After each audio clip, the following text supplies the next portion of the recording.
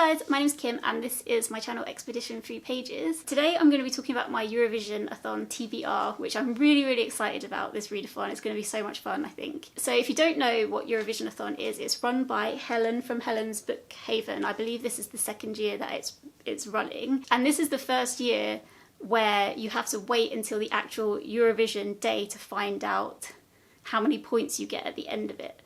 So it's like a real game, which I really like. So on Eurovision night, you get the points that those countries get for their song if you've read the book for that country.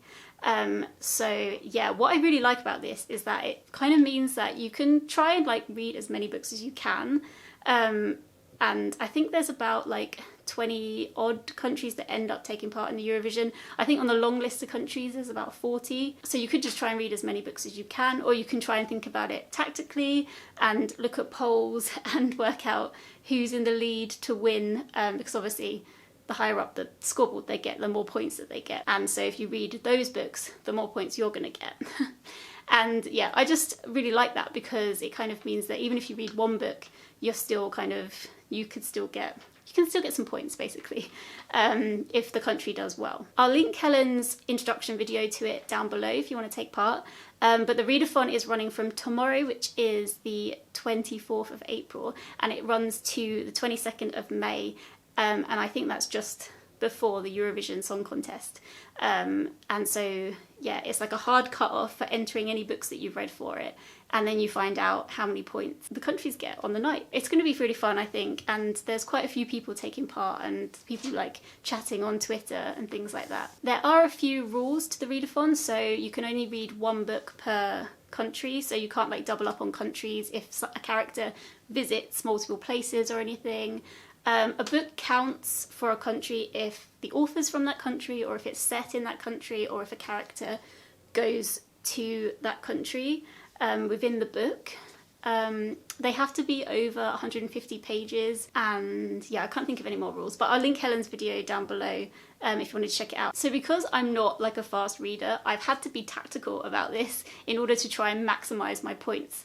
So, I mean, I love a bit of friendly competition, I get really into it, I love a game. So I went online and I was looking at like the polls, who people are predicting to win and everything. Some of the books that I've chosen are just because they were on my shelf and I wanted to read them and they worked for some countries, and a couple of them are because they come high in the polls, so I've seeked out books to read for them.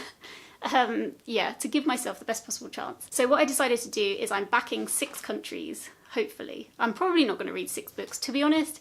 It's quite ambitious. I know it's a month long, but I played TBR Trail last week. I did it super early, but yeah, it was not kind to me with regards to the Eurovisionathon, let's just put it that way. But that video will be out next week, so you'll see what I'm reading for TBR Trail. A couple of the books on here as well I've managed to fit in for the book-covered book club, which is run by Caitlin from the Lit Review.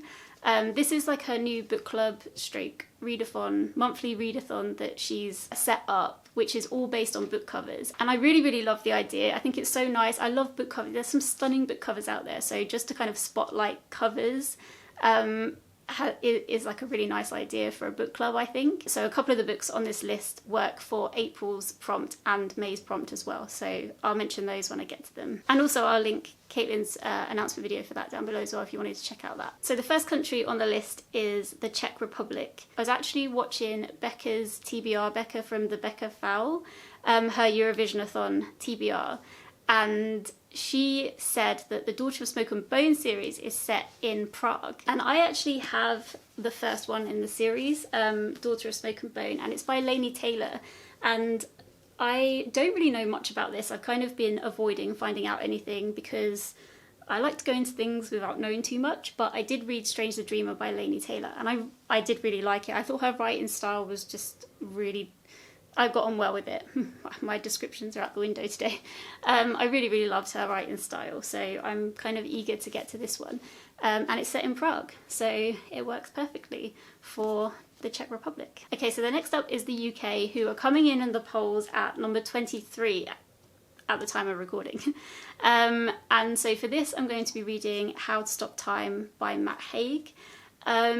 I have this on my Kindle, and to be honest, I need to read it for Buzzwordathon, which is like another kind of monthly reading challenge that I'm supposed to be doing this year. So far I've only done 2 months worth. Technically I should have read this already because this was March's prompt time that this book works for, but I didn't get to it in March, so I'm hoping that I'm going to get to it for the Eurovisionathon. And this follows a guy, I think, called Tom, who lives or has lived for like centuries and centuries, and then you meet him in this book when he kind of is appearing as about 41, but he goes back to London and everyone around him thinks he's 41, but he's actually lived for hundreds of years.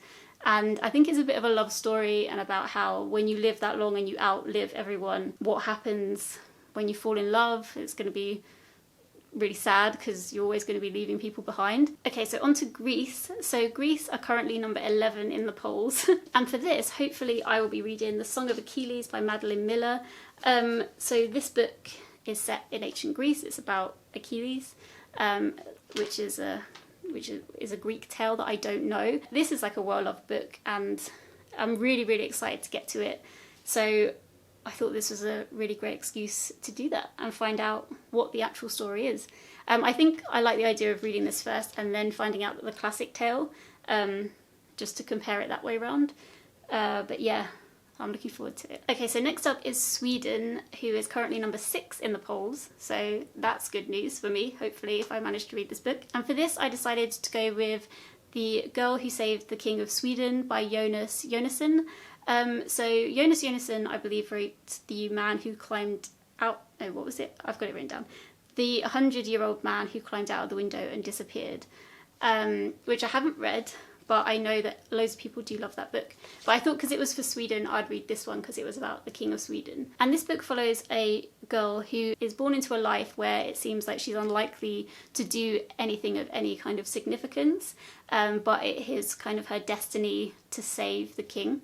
And that's all I know about it. And this also works for the Book Covered Book Club prompt for May, which is illustrated cover. So I'll be using it for that prompt too. Okay, then we've got France, who is currently number 2 in the polls. So I have high hopes for France getting me points.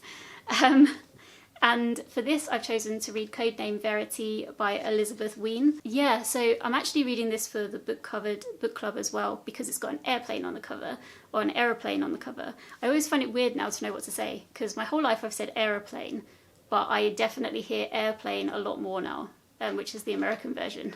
So anyway, that's a useless bit of information for you, but there you go. But this book follows, I think, 2 girls who are spies, or they're on a spy plane, and they are flying over Nazi-occupied France, and they crash, and then one of them is arrested and interrogated by the police there. I've heard a lot of good things about this book, so I have high hopes for it. And I think Elizabeth Ween has written like a lot of stuff as well, so if I like this one, then there's like a whole load of books that I can try and read as well, which is good. And finally, the country that's given me the highest hopes for points in the Eurovisionathon is Malta. And actually, I've listened to this song and I do really like it, so I do feel like I'm backing Malta all the way. But I found Malta quite a difficult country to try and find a book for. I just have really, really bad Googling skills. Like, I swear, every time I Google anything, I never find anything at all. So what I had to do was steal other people's ideas. So every single day on the lead up to the Eurovisionathon, Helen has been posting on the Twitter page for Eurovisionathon, where she's been highlighting every country. So then lots of people have been giving recommendations for books and everything like that. So I found the one for Malta, and I ended up choosing City of Shadows by John Naldi, I think. And this is a book that Anna from the Book Dreamers Alley said that she's reading. And so I looked it up, and it was the kind of one that I was most interested in out of all the ones that I looked up and found. It's kind of completely like away from everything that I usually read, and it's only had 17 ratings on Goodreads, but the ratings and reviews that are there are really, really good. And the thing that like drew me in the most about it is that a lot of people said that it's very historically accurate. So it's set in the late 19th century in the capital of Malta. And yeah, lots of people said they really appreciated how much research had gone into the book. But the book itself is about loads of murders that happen, and then someone goes over from London to try and kind of help with the investigation about these murders. My issue with the book is that it's 440 pages long. So for me to like get any points from Malta, if they're going to be the best, it means I have to really put in the effort to read a long book alongside my TBR trail books and everything else. And it might cut into like all the other reading and I might not get to any other country. I will be starting with Codename Verity first because that's for the book covered book club prompt for April, so I have to read it at the end of April. But then after that I want to get to Malta because it's the longest and because that gives me the highest chance of having any points. I know it's not really all about points, but you know, I like to play a game. And I wanted to mention as well actually that Hannah and myself are running our first sprints for the X book club tomorrow. So yeah, if you wanted to come and join us on Hannah's channel, which is Handpicked Blog, for some sprints tomorrow, it's going to be at 2 p.m. BST time. Cool, so that's everything for this video. I'm so excited. Helen, I think this was a perfect idea for a readathon. I love that it's like a game and you can kind of think tactically about things, and I think Eurovision night is just going to be so much fun, finding out the points and like having a chat with everyone who's joining in. But yeah, so that's the end of this video. Let me know if you're joining in with Eurovisionathon as well and what you're reading for it. Like I said, I just think it's going to be so much fun. So I'm really excited. And yeah, I hope that everybody is doing well, and thank you so much for watching, and I'll see you in the next one. Take care guys, bye.